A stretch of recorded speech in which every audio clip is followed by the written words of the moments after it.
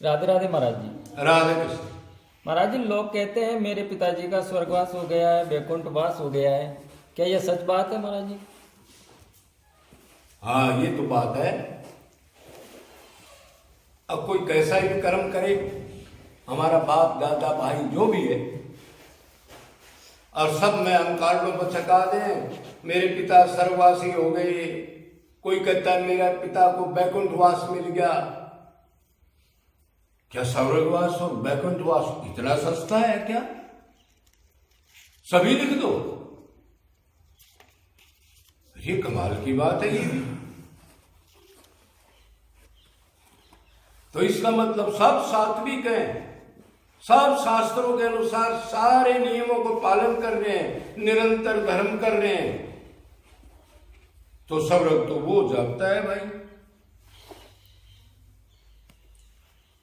इधर तो आज के कलयुग में शास्त्र के अनुसार एक दिन भी आप पूर्ण कर्म नहीं कर सकता जो शास्त्रों में लिखा है ये मत करो ये करो।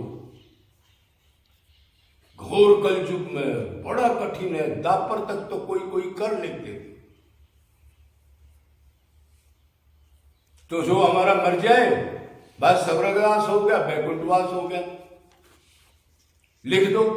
क्यों लिख दिया? महाराज जी मेरे को तो ये भी नहीं पता वैकुंठ क्या है स्वर्ग क्या है, तो फिर क्यों लिखा? महाराज जी हमारे बूढ़े भी लिखते थे, दुनिया लिख रही, हमने लिख दिया। तेरे लिखने से हो गया उसका काम, उसकी गति होगी? ये नहीं पता महाराज जी हमारे। वैकुंठवास, अरे अनंत जन्म बीत गए, अनंत धर्म कर्म करने के बाद वैकुंठ का जिक्र कर रहे हो। तुलसीदास तो कह रहा है भगवान की भक्ति करते करते 100 बार प्राण गर्दन काट के दे दे वो राजी हो जाए तो भी सस्ता है। उनको वैकुंठवास कर दिया, छल कपट किया दुकान पर, झूठ तूफान बोला, शास्त्र के विरुद्ध कर्म करे, भगवान की याद में कभी तड़फा रोया नहीं, जीवों में कभी दया की रहम की भावना भगवान देख के नहीं आई, कोई गुरु की शरण नहीं, कोई ज्ञान नहीं। अब उसको अब तक बेचारे को यही नहीं पता, मर गया वो, अब तू आत्मा है शरीर है, पहली पहली का नहीं पता, उसको वैकुंठ मिल गया, उसको स्वर्गवास मिल गया। तो ये बेचारे भोले भाले आदमी वो भेड़ चाल में जो जिसने लिख दिया वो लिख रहा है, बाबा भी दादा भी बेटा भी पोता भी, कोई पता नहीं, और उस पर खर्च कर रहे। 1000 रुपये खर्च कर रहा है, कोई लाख कर रहा है, कोई 2 लाख, कोई 4 लाख। अरे वो तो जो कर्म कर गया वो नोट हो गए। आपने पता है भगवान सबके हृदय में नोट करता है और उसका फल देता है। अभी आप पैसा लगा रहे हो, ये कहीं जीव सेवा में लगा देते हैं। आज गौ बहुत तंग है तो कुछ न कुछ भगवान निष्काम कर्म में ही सेवा जोड़ देता है। छोटा मोटा संसारिक आदमी क्रियाकर्म तो करना ही पड़ता है, भगत के लिए तो ये क्रियाकर्म वगैरह कुछ होता नहीं, क्यों क्रियाकर्म तो शरीर जड़ का होता है, वो तो आत्मा मानता है, भगवान से प्रेम करता है, उसके लिए कोई विधान नहीं था। भगवान मालिक है जो वो उसी की शरण में ठीक ज्ञान लेके आत्मा मान करके उसी की याद में रहता है, उसके लिए कोई रूल नहीं है। और दूसरी चीज, 2 प्रकार के आदमी होते हैं, गिने चुने तो लाखों करोड़ों में तो महापुरुष। महापुरुष जानते हो आप? पुरुष किसको कहते हैं?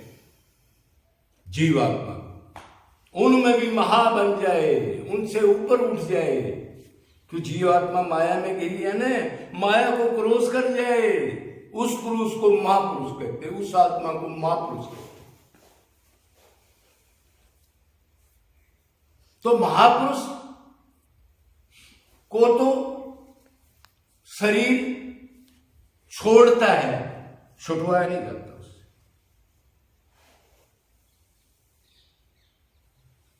तब वो जाकर के कोई वैकुंठवास होता है।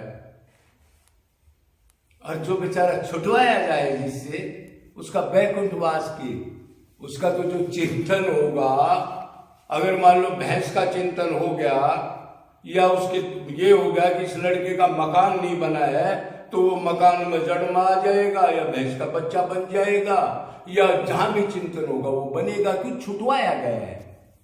मतलब उस चीज से अटैचमेंट है, उसको ले जा रहे और मन उसी में, लेकिन छुटवा गए